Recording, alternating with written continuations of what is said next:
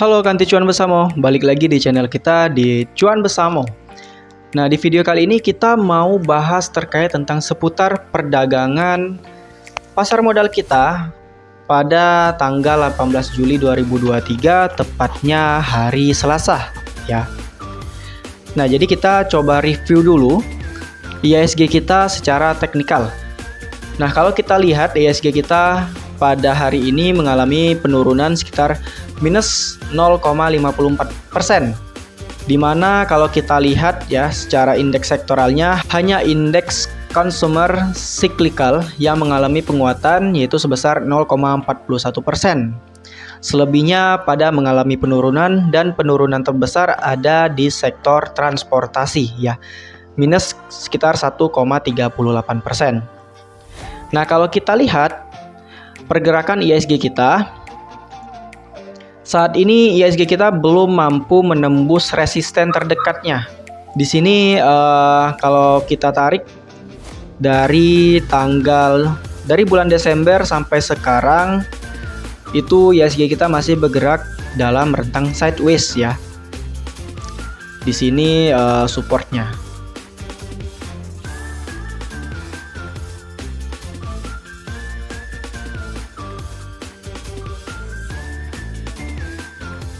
Nah, kalau kita lihat IHSG kita selama bulan Juli ini mengalami penguatan yang cukup signifikan, diikuti oleh aliran dana asing yang masuk kembali lagi ke IHSG kita.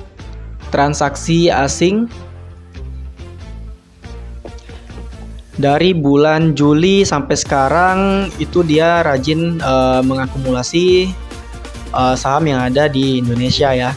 Kemarin sempat transaksinya net value-nya sebesar 1,2 triliun ya. Nah, hari ini walaupun IHSG kita turun tapi asing juga terus masuk ke IHSG kita yaitu sebesar 300 miliar rupiah ya. Tepatnya 311 miliar rupiah. Dan juga kalau kita tarik garis tren. Nah, kalau kita lihat IHSG kita sebelumnya dia sudah breakout ya, berhasil breakout, cuman perdagangan hari ini IHSG kita kembali lagi ke dalam downtrendnya ya, secara minor trendnya. Nah, harga closingnya saat ini di bawah garis trend. Nah, apakah IHSG kita bakalan turun kembali ataukah bakalan menaik ke depannya? Nah, kita coba lihat ya support terdekatnya. Nah, saat ini IHSG kita sedang mau menguji support terdekatnya ya.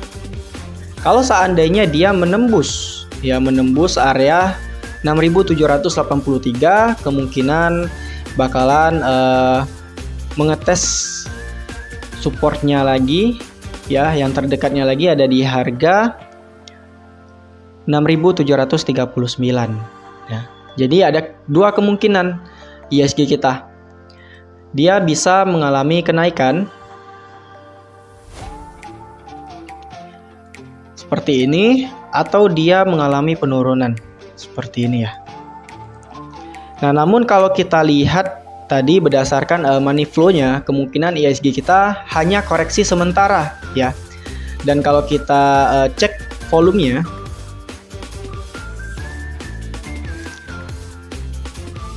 volume transaksi dari IHSG kita hari ini lebih kecil daripada transaksi sebelumnya ya.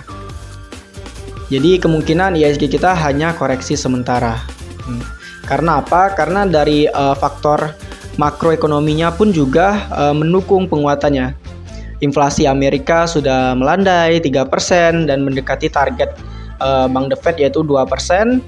Lalu juga sektor otomotif kita tumbuh daripada tahun sebelumnya, sektor properti kita juga bertumbuh, dan kemungkinan IHSG kita bakalan berlanjut dan semoga bakalan menembus resisten yang ada di sini di harga 6.955 dengan target resisten yang terdekatnya yaitu di harga 7.100 dan yang terjauhnya berada di